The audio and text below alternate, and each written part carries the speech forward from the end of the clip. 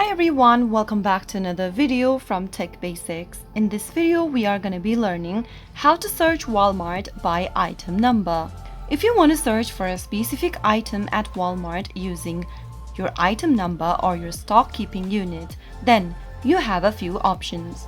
You can open up Walmart on a website or simply open up Walmart application on your mobile device. Now, make sure that you're logged into your account, and after you are, go to the search box appearing at the top of the screen.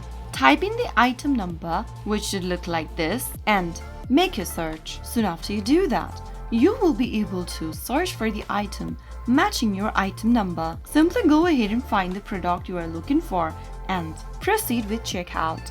So that was how you can easily search an item from Walmart using item number.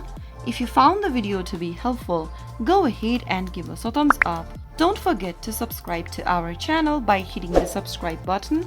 Press on the notification bell so that you'll never miss another upcoming upload from us. I will be back again in the next episode. Thank you for watching.